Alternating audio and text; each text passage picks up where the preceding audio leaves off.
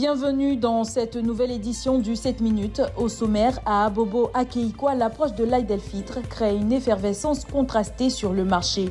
Entre forte demande chez les vendeurs de volailles et ralentissement chez les couturiers, chacun espère un regain d'activité avant la fête. La 8e édition du colloque sur le dialogue interreligieux a réuni experts et autorités pour réfléchir aux liens entre religion et politique. Un enjeu crucial pour la stabilité sociale à l'approche des élections. Et à Yopougon, Jean-Louis Billon a échangé avec les femmes de GESCO et du nouveau quartier sur l'emploi et le développement local. Une visite marquée par l'annonce de sa candidature à la présidentielle et des engagements pour une Côte d'Ivoire prospère.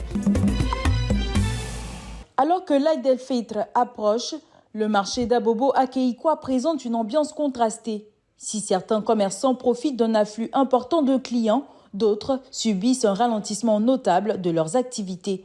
Chez les vendeurs de volailles, l'heure est à l'intensification des stocks.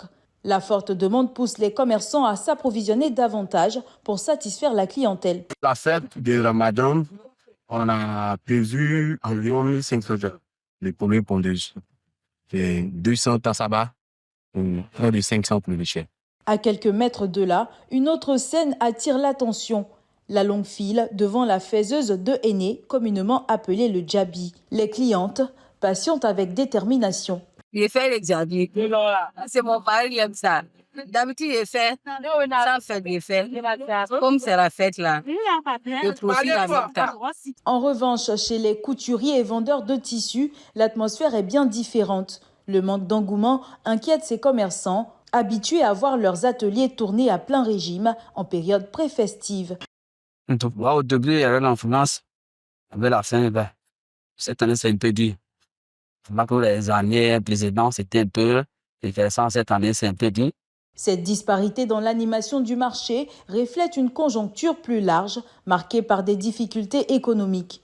Toutefois, tous gardent espoir que les derniers jours avant la fête viennent redynamiser les ventes et apporter un souffle bienvenu à leurs activités. La 8e édition du colloque sur le dialogue interreligieux s'est ouverte à Abidjan, sous l'égide du Centre de recherche politique d'Abidjan, en partenariat avec la Konrad Adenauer Stiftung et l'ambassade d'Israël en Côte d'Ivoire. Pendant 2 jours, des experts de Côte d'Ivoire, du Togo, du Bénin et de la Guinée se succéderont pour proposer des solutions à la délicate relation entre religion et politique en période de crise. Selon Flan Moké César, directeur du CRPA et président du comité d'organisation, la religion et le conflit interreligieux sont 2 choses différentes. La religion relève dorénavant de l'aspect privé et non public. Le conflit peut être intracommunautaire, intercommunautaire, national, régional ou international.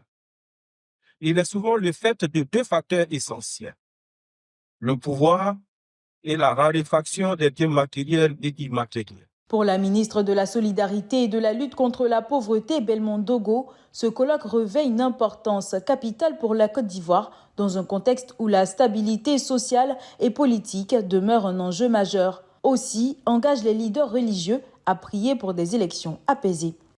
Au nom du gouvernement, profitez de cette occasion pour vous solliciter une fois de plus, pour prier pour la paix au cours de cette année électorale. Le faisant, je compte non seulement sur votre mission d'intercession auprès de notre Créateur à tous, Maître du plan et de l'espace, mais aussi et surtout sur votre qualité de principal instructeurs sociaux. À travers ces échanges, les organisateurs espèrent poser les bases d'une meilleure compréhension entre les acteurs religieux et politiques afin de prévenir les conflits et renforcer la cohésion sociale.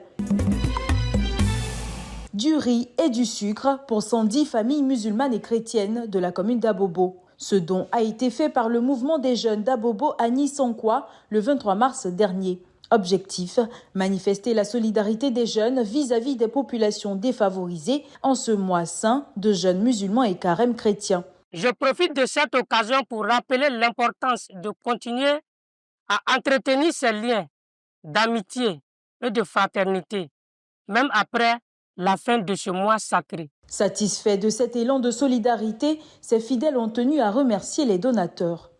Oui, ça nous sera utile parce qu'il y a d'autres même qui n'en ont pas. Mais si nous, on a ça actuellement pour la maison, vraiment, nous disons merci. Vraiment, c'est une très bonne chose parce que les enfants, ils font beaucoup. Ils font beaucoup pour la communauté. Nous les félicitons pour tout ce qu'ils font.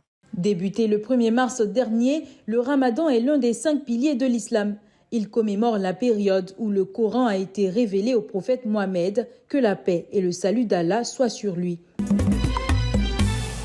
À l'approche de l'élection présidentielle, Jean-Louis Billon choisit Yopougon pour aller à la rencontre des populations. Le 24 mars 2024, il a rencontré les présidents des associations de femmes de la GESCO et du nouveau quartier à Yopougon.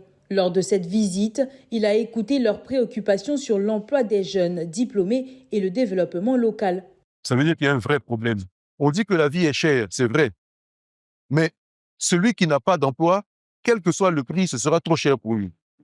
Donc, cette préoccupation, il faut qu'on réponde à ça.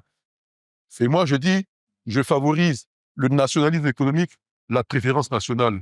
Il a également confirmé sa candidature à l'élection présidentielle d'octobre et a réitéré son engagement pour une Côte d'Ivoire prospère et unie. La rencontre s'est achevée par un don aux lieux de culte locaux avant une seconde étape au nouveau quartier où il a renforcé son message de proximité et d'action. Je veux être à votre écoute. Vous m'avez adopté, je suis votre fils, je suis votre grand frère, je suis votre mari, je suis votre protecteur. Et je serai là pour protéger la femme d'abord. Avec ces échanges, le ministre Billon affirme sa volonté d'être au plus près des citoyens, traduisant ses ambitions en engagements concrets sur le terrain. Reste à voir si ce message résonnera auprès des électeurs en octobre prochain. C'est la fin de cette édition. Merci de l'avoir suivi. L'information continue sur cette info et sur www.cetinfo.ci.